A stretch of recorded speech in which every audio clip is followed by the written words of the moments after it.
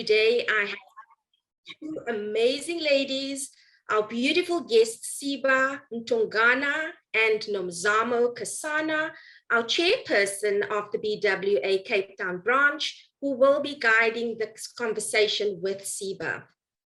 And so today is the first of a series of power hours that we will be hosting, where we will be inviting some powerful speakers to share some of those key messages to us.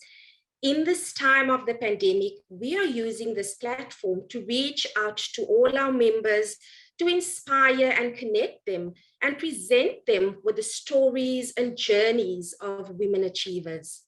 And so it is an absolute honor for us to be hosting Chef Siba this afternoon as our first power speaker.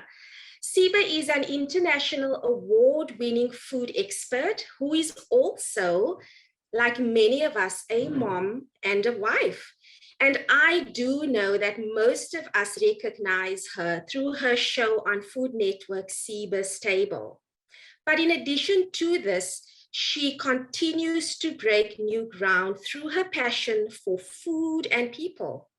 And so with all this being said, we would like to kick off with a short video of Siba, followed by a conversation that will be guided by Nomzamo. And I want to encourage you that are on the Zoom webinar to use the chat box for comments and questions, as we would love to address some of your questions later. And we ask that you stay tuned in to the end, as we will be giving away one of Siba's amazing books signed by her and delivered to your doorstep.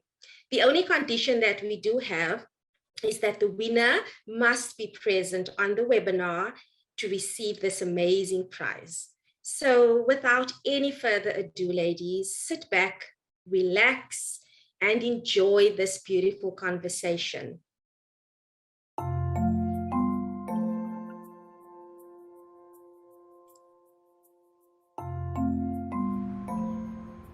I grew up in Tanzania.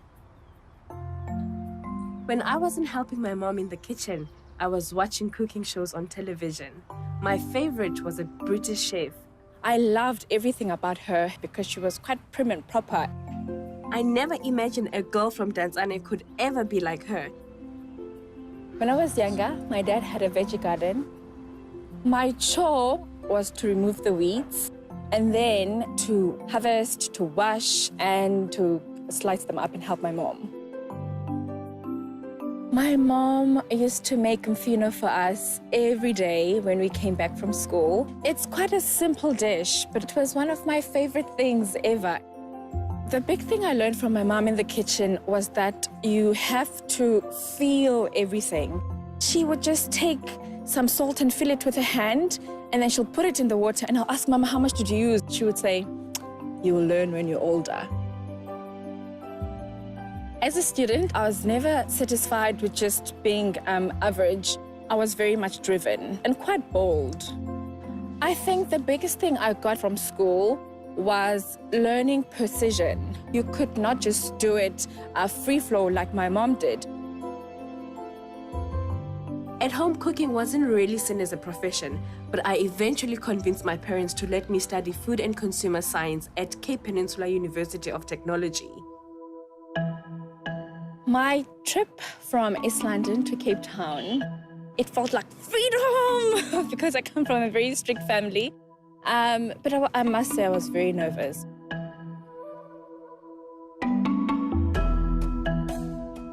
I was often labeled as the bookworm, but it was cool because I was determined and I had a vision. At that time, I knew I wanted to make something great of myself, but at the same time, I was quite worried because the expectations were very high. What I thought was going to happen after varsity was that I was going to get a great job. I was an A student. I was the it girl. And that didn't happen. I was a nobody.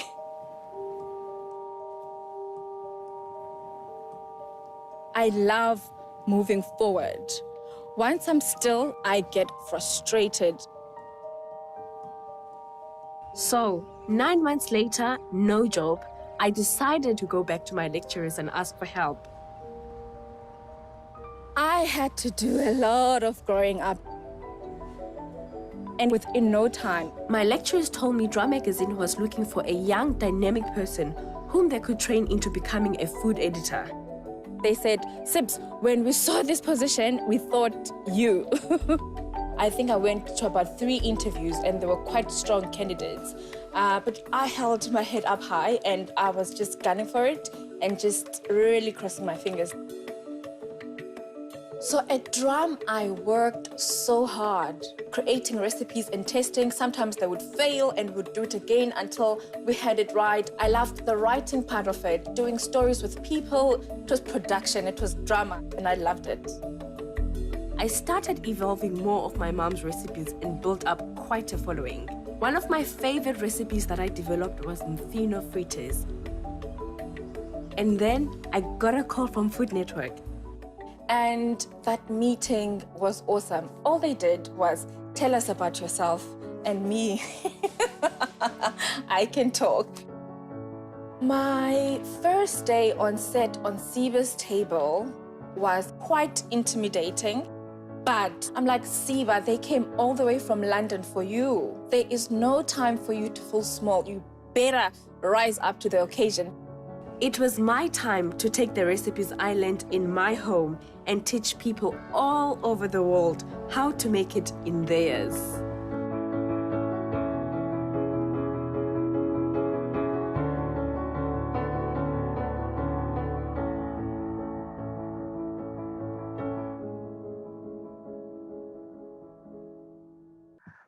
Wow, Siba, you know, I am not listening, for the first time to this video. It's a very good video and it's amazing how you kind of talk about your background. Good afternoon, everyone. And to this guest of ours, the one and only Siba Sihle, Sibalicious, who is fondly known as Siba Mtongana. As Leslie introduced you, being a global food icon and our own South African celebrity chef and author. Siba, it's amazing to know that you're also a mother of 4 children. We are delighted and honored to have you at BWA of the Western Cape. Most of us will know you as Siba, the celebrity chef, right? But today, we are talking to you as an entrepreneurial businesswoman. Listening in the video, you were blessed to have such a strong vision from so young, Siba. And you know what? We are always being advised to find our purpose or drive and then to keep focus on it. How did you manage to do this, Siba, at such a young age? Oh, thank you so much for the question. And I think, let me first thank you for the opportunity to come and speak here. You know, I don't take these moments lightly, especially speaking on entrepreneurship because it is such a heavy subject. And one that I always believe we can always share tips, tricks amongst ourselves to help the journey and make it a bit easier. If I go back and I answer your question, it wasn't easy at all. It wasn't easy, Nomzamo, because I remember when I was in my matric year and I told my parents that I wanted to do food as a career. Yo! I can laugh, but it was not a laughing matter. I can imagine that, Siba. My mom was a teacher and she literally, I remember when I said that to her and I said it with such a panic. And she said to me, she banged, her hand on the table and said, no, I will not have a child of mine wasting their time in the kitchens. You are too clever for that. You are too, you must be something more. Surely there's something more. So it wasn't easy having to convince my parents, specifically back then, because there was no one that I knew of who was successful in the restaurant business, in the kitchen business, especially who was of color. So it was a very far-fetched thing for them, and they just could not fathom. And I knew it would take a lot of convincing. So my mom said no. She said no, it was a plain no. And then I spoke with Tata, as kids often do. If you don't get correct, go to the other one. Dada just pleaded with him and said, Dada, please, won't you just speak with Umama for them to give me a chance? So they spoke together, came back to me, and then they said, all right, we'll give you 1 year. And what they thought this is that this is a gap year. This is something where she's still trying to figure herself out. She wanted, I wanted to go an au pair overseas. They said no to that. So they thought this was another one of those. Gave me a year of studying a degree, a 4-year bachelor's degree. It's food and consumer sciences, where I majored in food science and nutrition. But they gave me a year to support me in that. And if I didn't get the good grades they wanted, they're just going to pull that red and off. I'm back and doing or being a doctor, whatever aspirations that they had of me. So it was, even back then, it wasn't easy. And in actual fact, I get a lot of mothers who are in the same position that my parents were in, who write to me and ask me of the same thing. So I followed that inner voice. It was very gentle, but also quite pounding, that this was right for me. And I could not articulate it to my parents in words that I could use now, because I was still very young. But I knew in my heart that this was the right thing for me. Awesome. Yeah, this is great. So there's a point in the video, though, where you're talking about being frustrated. It seems that you learned from a very early age to be humble enough to ask for help. Is that right, Siba? It is right. And in actual fact, that's the culture in which I grew up in. Tina, by Tina, I mean, we were taught that meaning you are because I am. So there is we're not raised in being an individual or being in isolation. We were taught, in order for you to go, and there's another one in Xhosa, I'm going to go to my African proverbs, that says, Inyati muzokaba phambili, meaning you ask from those who have gone through the journey in order for you to understand how to go about it.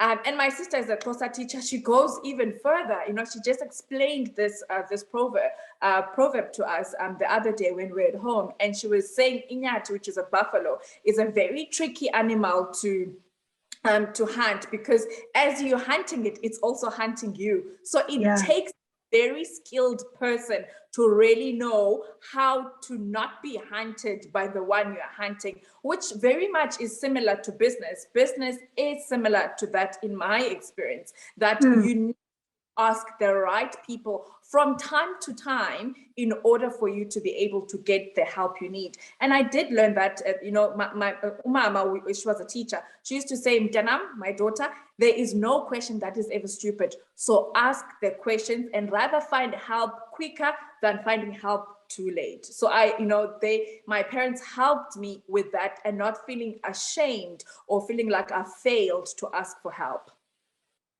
And you did ask for that help. Then you got this break to be a food editor for the Drum magazine.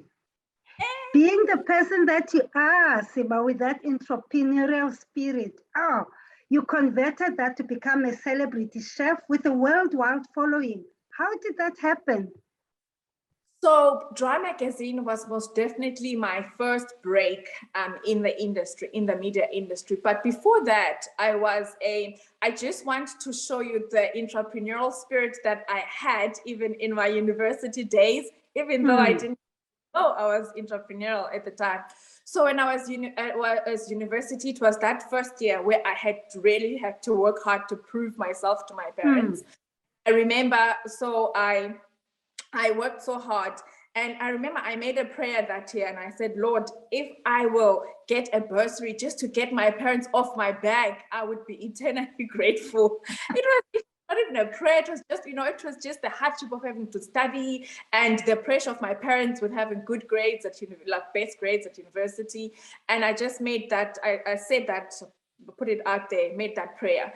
And you know what happened? In my second year, I was chosen by my lecturers that I will be part of 5 students who will get a bursary, because we're top 5 students would get a bursary from the Department of Agriculture. So that prayer was answered, which was great. So that was one. What was lovely about getting a bursary was the fact that I never had to worry about money matters again. I was secured tuition, I was secured residency, and I was secured a stipend. But that was not enough, funny enough, when I look back for me, because I then, as we were studying, I've always wanted to be ahead, and then I went on ahead to go get a job at Melissa's. If you are a Capetonian, you'll probably know Melissa. She's no longer now in terms of her businesses. A very unfortunate thing that happened with her businesses. But when it was, Melissa's was the shop, I went to go work for her in her first shop in Clove Street. So I worked there from Friday until Sunday, and it was my way of using my time wisely, because Mama always said the thing of always be, active. Don't just sleep all day. She used to hate it when you sleep all day. Sleep all day. Make your time useful, etc. So, and then I also put my hand up to be a volunteer for first year students as a second year, and to be a tutor, because we realized that at the university at the time, CPUT Cape Town campus, that there were a lot of Black students specifically who were taught in their mother tongue for a very long time. Now at university, for the first time, they're taught in English, and therefore they were struggling to contend with the language and the subject, and therefore were falling behind. Therefore, they needed youngsters like myself who were brilliant at their majors and the specific subjects, who could then help them, but we teach them in Xhosa or in other languages, depending on the groups that we were helping. So I was part of that. It was my second job, and then at our tuck shop, I saw a gap that they don't have any baked goods, and I decided I'm going to bake some goods and supply the tuck shop. And very happy because I gave them at a very good price. And at some point, I did hair modeling for Frika. I was scouted for that, and I also did. I was an extra for movies in international movies. I applied for that. When I think about those times, I was at university, and this is the question that many youngsters often ask me, Siba, I don't have money for university, which I can relate to. But I do know that students have a lot of time in their hands that they could use in a positive way, rather than it not being used productively. And it's not to say that they will then not lose their grades, because I still had to keep my bursary up.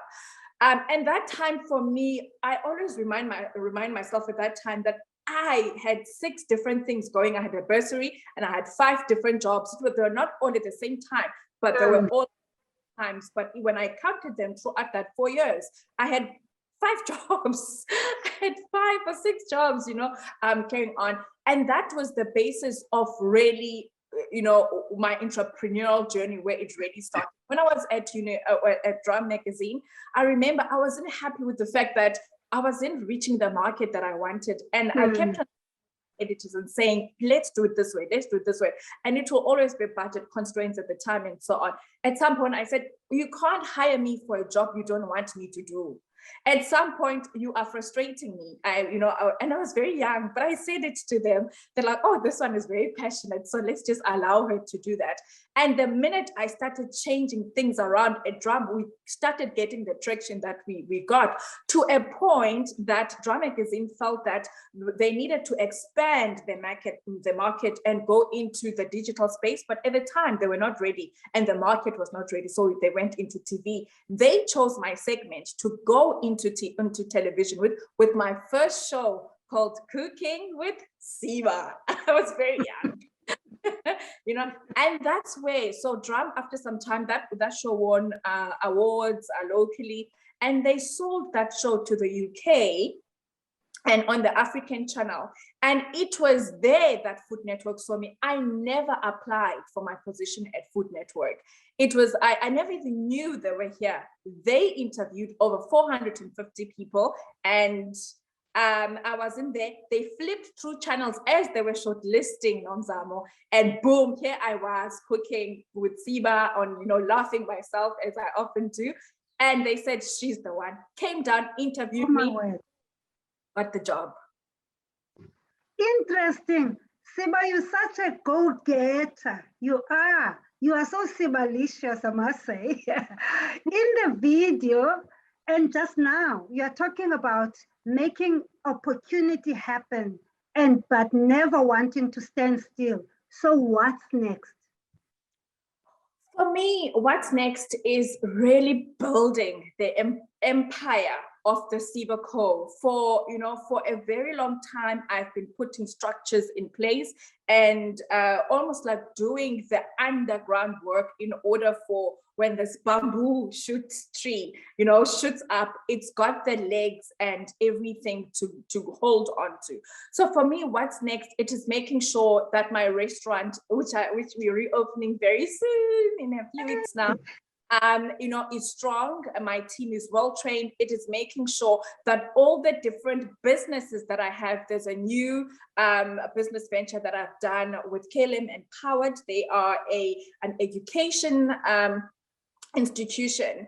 We've partnered up with them. I want to make sure that's formidable, and the things that we're planning there are great and are going to grow over time. I want to make sure that the leg of my cookbooks and the publishing leg is quite strong. I want to make sure that my I still carry on with TV, cooking and giving people recipes. I also want to be, do other things where I focus on people and giving them opportunities, because I've had a lot of experience in the industry, and I do time where I can start helping others who want to come in. So it's making sure that all of those things are able to work parallel. In my business, we've got what we call the bowings, and we've got the kites. The kites are necessary because they keep the everyday business going, help us with cash flow and relatability and all of that. But they are what we then call the bowings. And for me, the bowings are so important because those are the legacy projects I want to live for my children and for many others who are inspired by me. But I have noticed, this entrepreneurial way of working for you, it's taking you to other heights. So, I'm looking at all these opportunities that you are pursuing, all of them at the same time. But what I'm also noticing is that all of them, as exciting as they are, it looks like they are a natural extension to what you started, except what you also just mentioned, KLM Empowered. That doesn't seem to be a natural extension. So why are you pursuing that one? All right, it's a very good observation. In actual fact, my mother was a teacher, and I am a natural teacher. I was a Sunday school teacher for 10 years. For 10 years. So teaching is something that is deeply embedded in me. I always say I got it when Mama was breastfeeding me. It's really something the sharing of knowledge and the impartation of knowledge and people being helped in the process. Now, with KLM Empowered being this amazing institution, what that's going to help me is to help my culinary aspirations of one day being able to impart the knowledge that I have through an institution. How we do it, we're still figuring that out, but we definitely want to make sure that this information that sits with Siba does not die, and it's something that will not be given to others to improve themselves for the future. And also the entrepreneurship of it, because the sad reality of it now is that times have changed. It has put a nail in the coffin to say that times has changed. We cannot do entrepreneurship as we used to do before. We have to be nimble. We have to be agile. We have to be flexible. We have to have all the things needed for us to make sure that our businesses are are strong, and not only strong, but are sustainable. And those are the things that I have learned in business over the last 14 years of being on my own, that I'd like to share with them, whether people are in specifically in the culinary, but also those who could learn in my journey, who are out of the culinary. And the great thing about it is that I'm popping my collar now. I'm a Harvard University case study. Harvard Business School was so impressed with me being a pioneer in Africa, being a chef, and globally, that they thought they need to make me one of their case studies to learn from my journey, and specifically my business journey, in terms of how have I achieved so many things that you would not necessarily expect from a person who comes from Africa. Whoa, you're so agile, Siba. You're getting me excited already. But I must tell you, the KLM thing is a well-thought diversification strategy that it sounds like it's going to grow you into other it's going to take you places. Now that you've mentioned about the change in the way that you do things, I mean, that point I think is important. I would like to hinge on it. Now let's talk about the past 18 months, the worldwide pandemic, which is COVID. It has impacted so many businesses, whether it's big or small, and startups. And how have you found it yourself in this circumstance? How did you deal with this difficult and challenging time? Because we are talking also about opening new stores, even under the circumstances. Share with us, Siba, how are you doing it? I need to what's the word? Exhale first. Because COVID came as a turmoil that really spun us around, and was this that just rattled things. It was not easy. I'm a mother, and having had to homeschool 4 kids and still run my business. And you must remember, how my business was set up before was that I did a lot of tours. I did a lot of, cooking shows with Food Network. Food Network is not from South Africa or Africa. They are from the US, meaning that the team always had to come down in order for me to film. So we would plan when we were going to film, and then they'll have to come down, we'll film with them. So it meant that all those opportunities, which are huge revenue for my business, because if you think you paid in pounds, paid in US dollars, and many other strong currencies, when we cashing it in South Africa, it quite a lot of value financially. Now, with that tab having been closed was a very frustrating one. And I think, we really had to very quickly come up with a strategy of how I'm going to latch on the digital phase, which is where the world is.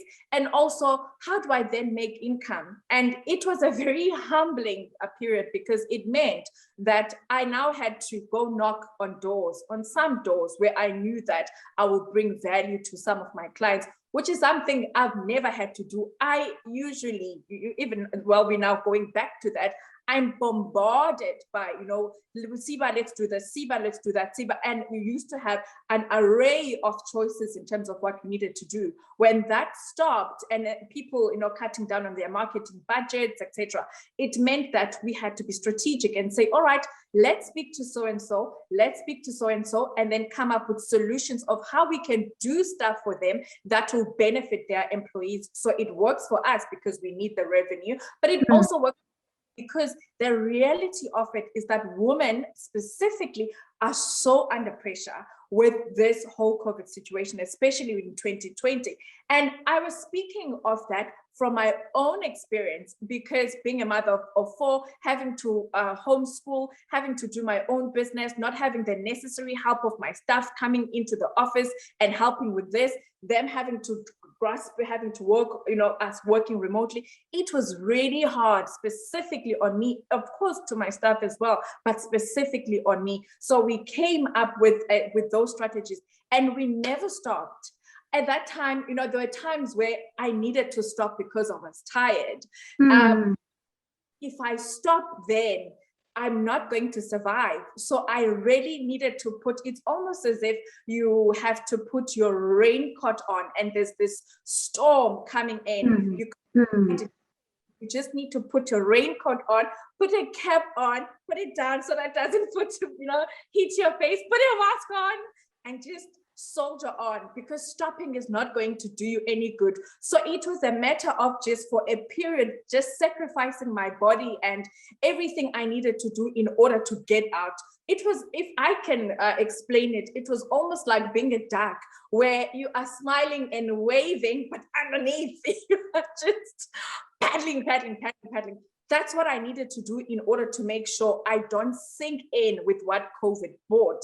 And then after I had done that and I felt that, okay, fine, we've survived and we are surviving COVID, I then had to look what other opportunities that were earmarked for 2020 that I can still do. And I counted them and I said, I'm going for them. And they came at a very awkward time. The opportunities presented themselves at a very awkward time. And I remember my staff were very skeptical. And I said, guys, I've led you this far and my instincts are always right. If I listen to the inner voice, I know, and I'm a praying woman, so, I get a go ahead from God. I know my instincts are always right. So if I just can just bear with me for a little while, let's just give ourselves into this for this period, and then we will be fine. And that's why I pursued the restaurant. And for the restaurant, Nomzamo, what I wanted to have was to give women and couples a sanctuary, a place where they can go and be massaged for 2.5 hours or 3 hours through a beautiful experience, because I found that the home was no longer the sanctuary that we had. It was a hard place that now suddenly, there's chaos in the home because of what COVID brought. But at least if people can come to me, I'll give you like the most amazing time for 3 hours, which is a fine dining experience, and you can go back, being revived, very similarly to how you would go and have a massage. That was the concept around it. It was an answer to what I was experiencing and what I knew other people were experiencing as well. Siba, I like what you just talked about now, the opportunities that came out of it. Sometimes we think it's an accident, but sometimes things happen for a reason to get a person to another point. You started talking about the opportunities you are busy with. Can you talk more about other opportunities that you are pursuing? I heard about KLM, you're talking about Siba Restaurant, and someone whispered, in my ear about Siba Deli and all other stuff. Maybe you are the right person to share with us all the stuff that you are busy with. Yes, for sure. So Siba Deli was definitely earmarked for shortly after we had launched for 2020. So we were going to have a restaurant up in Johannesburg, and we were going to call it the Siba Deli. But obviously COVID didn't have it that way. But what we've done now was that because we reworked the concept based on what the opportunity brought us, we decided to go and not hire and go into fine dining, which is a little bit more manageable than a daily. And then with the daily, we start a little by little getting into the market. And I can't tell you how, because those are trade secrets. I won't tell you how, because those are our trade secrets, but it is something that is earmarked for in the near future at the CIBACO. In actual fact, if you do read the Harvard case study that they did on me, I do speak about it quite a lot there. So yeah, and besides that, there are other products. I will not tell you what they are yet. That are coming into market. It's something I've been working on for a very long time. And this is the thing with being an entrepreneur, is that you work on something and you think, oh my goodness, we're close to it. And then suddenly something happens and the door shuts and you think, yo, my whole year has gone into doing this, and now I don't even have anything to show for that. When it comes to that, it can be very frustrating. But there was something that I posted on my social media the other day that was shared by a very good friend of mine. I'm going to drop her name, Doreen Morris. She shared, such a beautiful motivational thing from Les Brown, I think this gentleman is, and he was talking about a bamboo tree, and he says often, in the Far East they plant bamboo trees. We now eat bamboo shoots, so I'm very familiar with it. They would plant the bamboo tree, and once they've planted it, they have to water it and nurture it on a daily basis and continual basis for at least 5 years. I'm saying 5 years before it can even erupt and shoot up. But this is the thing, after those 5 years of nurturing and love and watering it, once it's time for maturity, it shoots up so much taller than any other tree in a very short space of time. And what the speaker was asking is, now I ask you, how long does a bamboo tree take to shoot up? And some would say 5 weeks or 8 weeks, because that's what you see. But I would argue and say it is 5 years and 8 weeks, because that time that was needed in order for this this big tree to shoot up. And that's what I often find with entrepreneurship. There are many things I keep on pouring my heart in, and sometimes it feels like, oh, it's so futile. It's like, when will it manifest or be I see the fruits of this? But I still give it, do my best by giving it more and not stop halfway. And I've actually, the speaker then even goes to say, he says, sometimes the best part of it is that the person you become in the process of the ups and downs and the disappointments, and is what's most important, because you change in the process.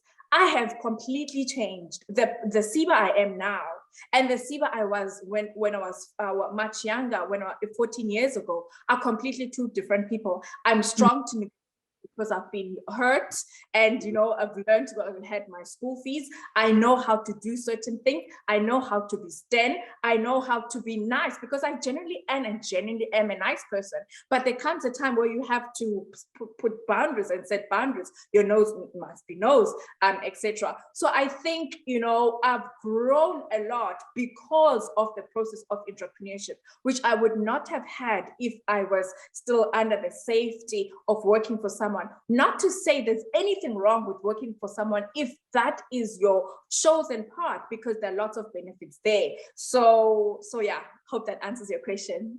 No, it does. I think what I'm taking out of it, Siba, is patience and perseverance is mother of success.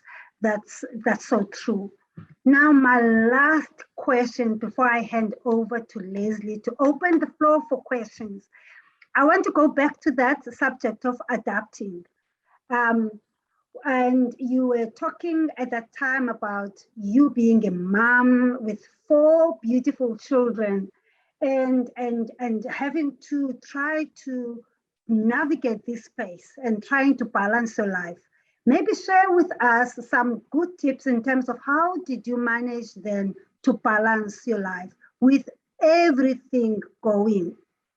All right. I think what helped me early on was that part of the reason why I wanted to be an entrepreneur was because I wanted the liberty to be a mom of 4 kids. And I do know 4 is out of the norm. It's double what others have.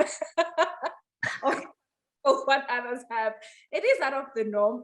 I am the modern day big family, but I wanted that because I grew up in a family of 6 and I love a big family. And that's what I've always wanted since I was young. And fortunately, Brian and I did agree that we will go there. We will have 4 kids. So entrepreneurship gave me that flexibility because my time can be flexible enough. It doesn't mean it's easier than doing a 9-to-5 job, but it does mean it's more. what I've done, for instance, in the early stages of my business, I did not take on all the things that I wanted. And the Lord knows how much I still have so many things I haven't done and I'm yet to do, and if it were up to me, I would have done it all, I would have done it all quickly. I'm a millennial and I want things quick. I don't like to wait. No, I would have done it all, but it just wasn't possible. And I understand why some things, from a spiritual perspective, now I'm speaking spiritually, I didn't get those things because it would have compromised my family. It would have compromised my kids. Job is first the family and then everything else. And to be honest, part of the reason was because I knew I could never afford to bring 4 kids into this life and not be able to tend for them and to provide for them, because cost of living is high. So part of me doing this is a direct benefit for the children. So when the mommy guilt hits, and which it does come, I free myself from that the terrible monster. I call it a monster because it's so torturous. I free myself from that terrible monster and I say, without me having to work, I will not be able to provide the kind of schooling that our kids need and the lifestyle that I'm able with my husband to provide for our kids. Second, part of me is also says, I am most happiest when I work. I am most happiest when I work. I'm miserable when I don't do anything and I start irritating people. So this is the best version of me. And in the beginning, I put structures in place. I've got 2 nannies at any given time in my house. There'll always be 2 rotating nannies because of not wanting one person to be overburdened by the kids and therefore burning out. And I also have an au pair. And because I've got the restaurant, some of my staff, they do come at home and help me with meal preps. So that from scratch when it comes to cooking, because I'm still the one that cooks in this house. That is very big for me. And then the other thing that I do is I then ensure that I've got enough structures in the office so that when I need to do certain things, I can. And I also told myself that it's okay for me not to be able to do certain things for the kids. I can't go to the soccer match all the time, but I'll make sure I am in cake sale. What I've recently done now is that I have now prioritized dropping them off to school because it's in the mornings. So every morning, I drop the kids off to school, comes a rain or sunshine, unless I'm outside of the country, then the au pair will then help me on those days, but she picks them up. And then what I'm trying to do now is to at least have one day where I pick them up from school, hopefully a Friday, so that I can spend a little bit more time with them, could go for ice cream and so on. So yeah, that's what I've done. Awesome, Siba. I think some of us mothers here online can relate to what you're talking about, the juggling, but it feels like with support, it's possible. I mean, if you don't have the support that you're talking about, things become very, very difficult. So once again, Siba, thank you so much for gracing us with your presence. And I thoroughly enjoyed our interview. You're such an inspiration to us women, whether we're baby boomers or millennials or even younger. But Siba, you are doing well. You make us proud as women. On behalf of BWA of the Western Cape, I wish you all the best in your journey and congratulations to your new adventures. Thank you. Thanks for having me. Thank you, Siba. Leslie, over to you. Wow, all I can say, Siba, is you are such a powerhouse. I mean, your energy and your passion and your humbleness, it's so absolutely contagious. I just want to also just echo some of the comments that has come through. People love your story. You've got an incredible journey. And a lot of the comments that came through says that it's so awesome that you could actually just follow your dream, and not many people get to do that. So in that way, I just want to say you are absolutely blessed So thank you for sharing that with us and for sharing that sparkling personality. And we also just want to celebrate with you in terms of your achievements, and as well as all the achievements that's still to come. And by doing so, we're going to do a little bit of a virtual celebration by doing a virtual picture, where we would like to invite all the guests and people attending to just activate their camera. I think that's going to be done by our technical lady at this point, where she's going to then just take a quick picture before we move over to field some questions.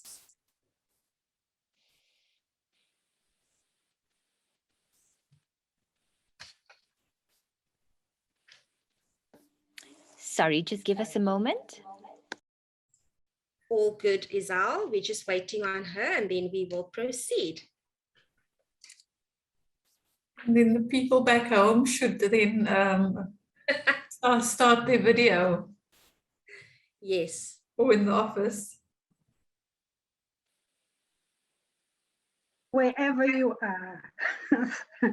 I think while we're waiting for that picture to be taken, and as you are busy activating your camera, you are welcome to start typing into the chat if there's any questions that I can raise to Siba that she can share with us. So let's multitask. I mean, we as women are so good at multitasking, and we've just heard it from Siba as well. I think she is an absolute guru in that space. Just listening to her story. Wow, I don't know how you do it.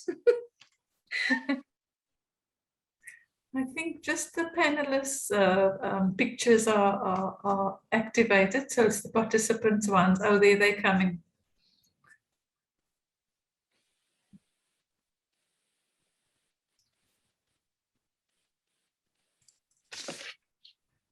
Oh, that looks better.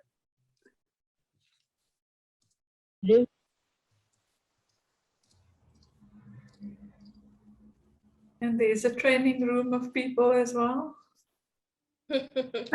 Apparently, some can't activate. They're asking for permission to activate. Mm-hmm. So we'll just wait for Izal to assist us in that.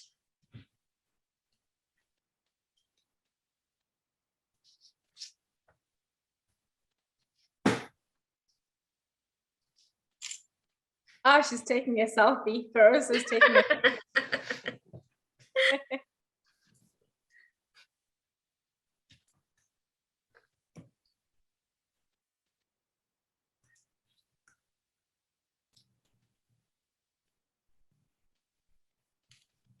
I think everybody has the opportunity now to put their cameras on.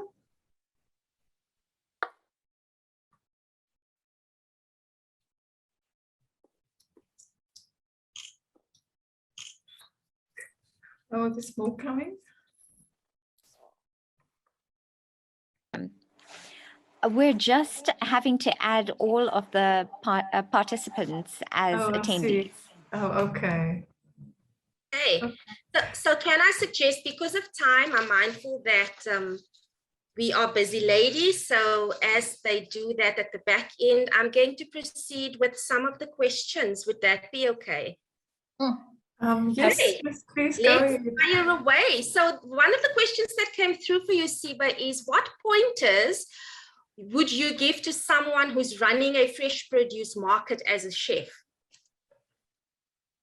I would first ask if whether they've got any formal education in terms of how to run that, because I often find that you get a lot of young chefs, even older chefs, who want to go into business, but they have no clue. It sounds quite harsh, but they don't have enough information of how to run the business, which then takes them a long time to really grasp the concept of business. I always say that, you know, business is a science of its own, and so is food. Just like, you know, food is the creativity, baking is the science. So as much as the two are intertwined, but you do need to know how that business works in order for you to be able to sustain it. So that would be the first thing.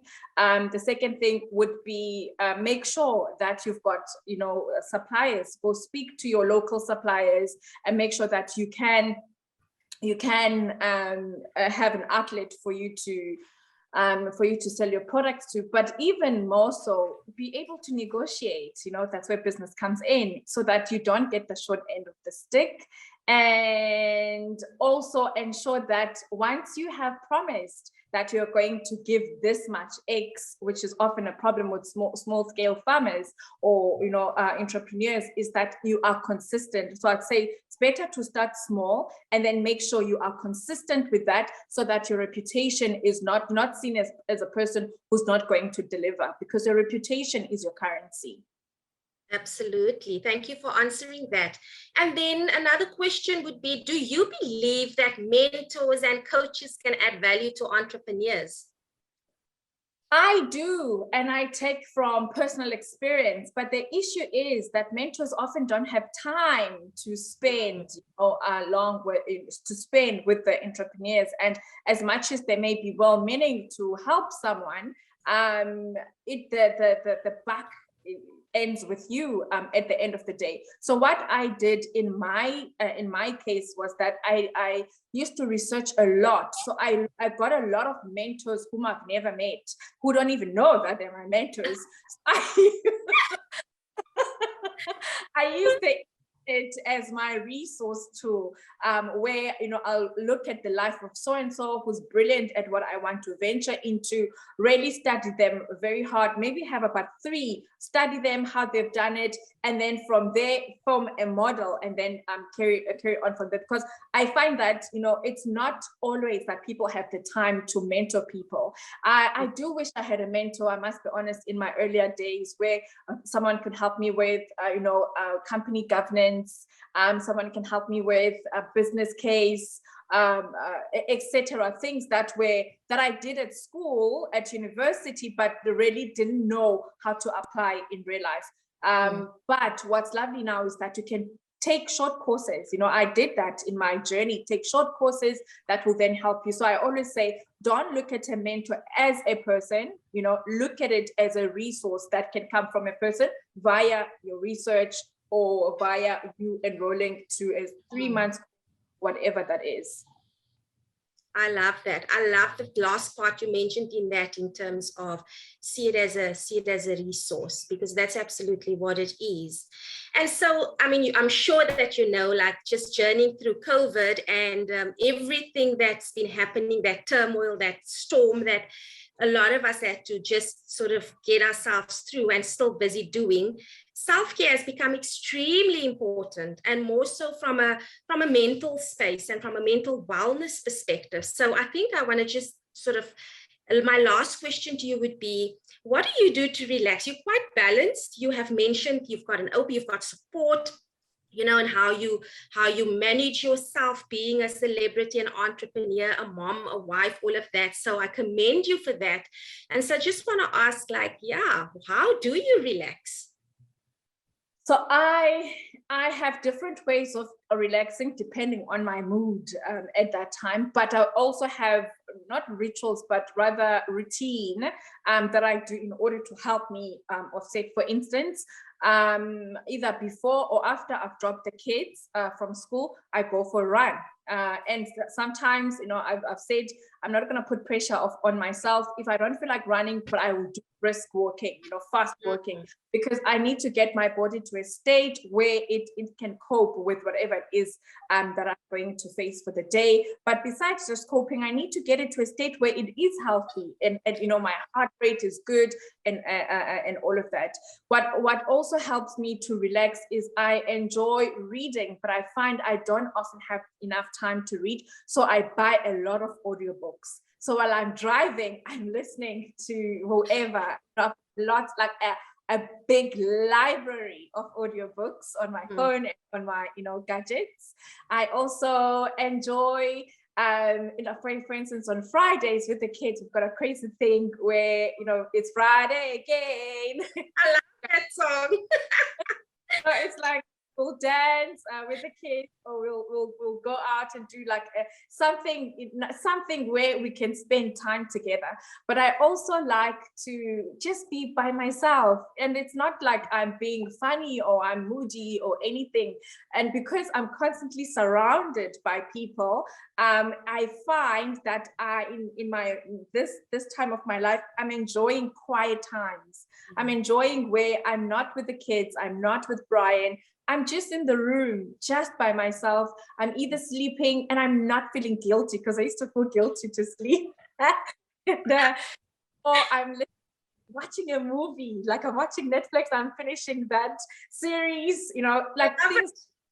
Yeah, I do it, and it's good for me. Yeah, thank you for sharing and giving us a little bit of insight into what you do and who you are. And yeah, I just once again want to say thank you, Siba, for your absolutely amazing energy and such valuable insights that you've shared with us.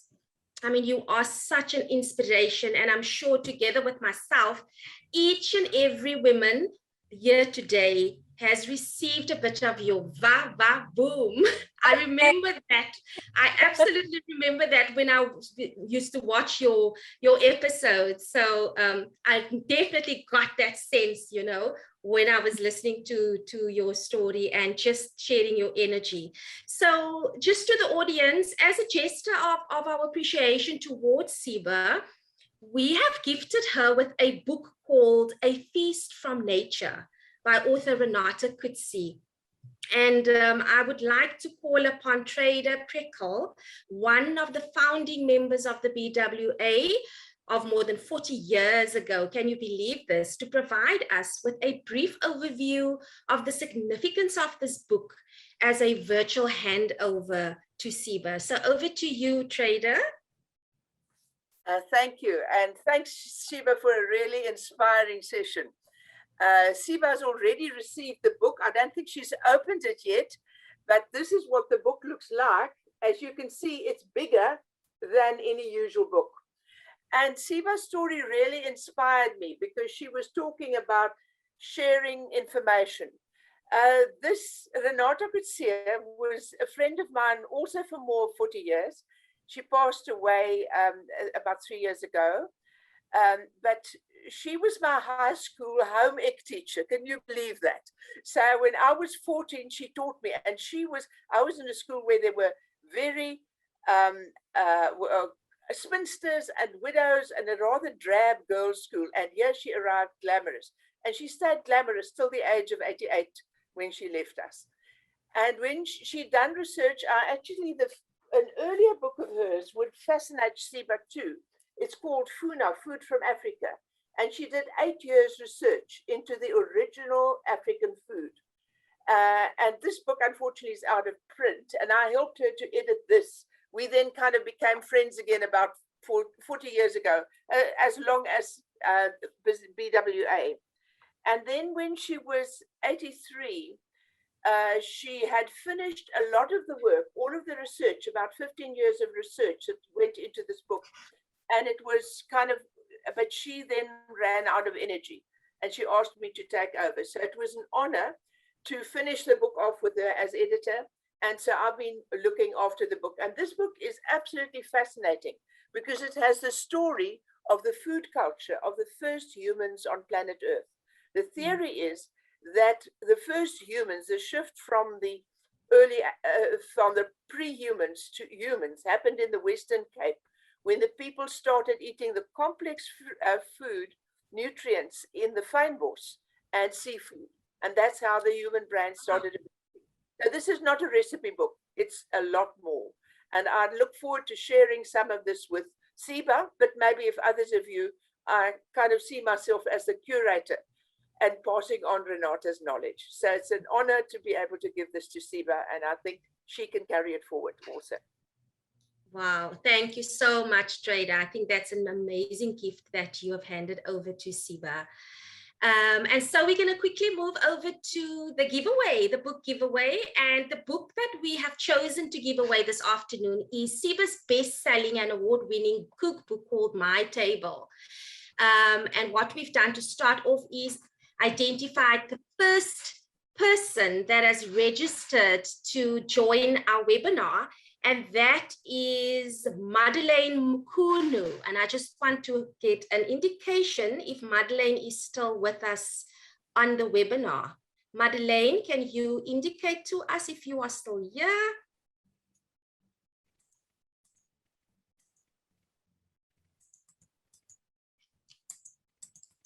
Okay. Not getting anything from Madeleine coming in. Oh, I see that there's a yes coming through. Is that so? Yeah, we've got Madeleine here. Madeleine is from Leading Women of Africa. And I just want to say congratulations. You have been our winner for this afternoon. And this book will be signed by Siba and delivered straight to your doorstep. Thank you so much and well done. And that, ladies, has brought us to the end of our amazing webinar this afternoon. So I just once again want to say thank you, Siba, for honoring us with your presence, Nomzamo for being such an amazing interviewer, if I can say that, and the rest of our panelists and people that have worked in the back end to make this technical piece work for us. Virtual has become part of who we are and part of how we do things. And to our audience, thank you for tuning in. Thank you for being present and enjoying this moment with us in celebration of us as women. And so our next power hour is going to be with Dawn Rowlands from Dentsu on the 20th of October. So watch the space. And she's going to speak around advertising trends during the COVID pandemic. So we will be sharing more of that webinar with you soon. And so at this point, I'm going to say thank you and go well. Take care. Thank you, thank you, thank you. Thank you so much for that wonderful book. And thanks for everyone for joining. My battery died. It's lovely to see you, Siba. Thank you. Thank you, Siba. Thank you, everyone. Thank you, Thank you. Thanks. Bye-bye. Well done. Well Bye-bye. done. Thank you. Bye-bye. Bye-bye. Bye.